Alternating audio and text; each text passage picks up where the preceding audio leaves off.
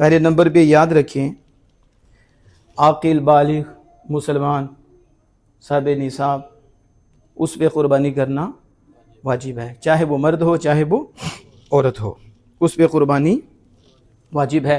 7.5 तोले सोना हो तो एक निसाब है, इस पे साल गुजरना कोई शर्त नहीं। ईद वाले दिन इतना सोना हो तो उस पर क़ुरबानी वाजिब हो जाती है।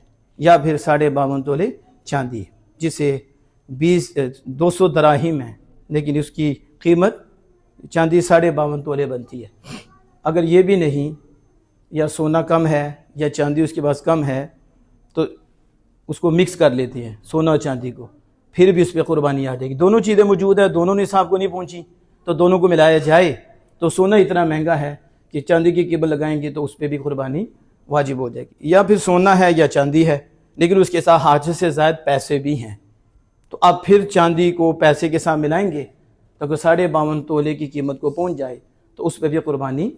अगर सोना भी नहीं, चांदी भी नहीं, वो ज़ायद पैसे भी नहीं कि वो इतने हों, या खाली पैसे इतने हों, वो 5-6 लाख जो पहुंच जाता है 52.5 तोले चांदी की कीमत को, तो फिर उस पर क़ुरबानी हो। इसके अलावा उसके पास ज़ायद सामान है, यानी किताबें भी हैं तो ज़ायद हैं, बर्तन हैं तो बर्तन भी ज़ायद हैं, कपड़े हैं तो कपड़े भी ज़ायद हैं, इस तरह गाड़ी है तो दूसरी गाड़ी ज़ायद है, एक फ्रिज है तो दूसरी फ्रिज रखी हुई है, ज़ायद है। तो ज़रूरत से ज़ायद चीज़ें, उनकी फिर कीमत लगाई जाएगी। अगर वो 52.5 तोले चांदी की कीमत को पहुंच जाएं तो इस पर भी क़ुरबानी वाजिब है, वगरना क़ुरबानी वाजिब नहीं।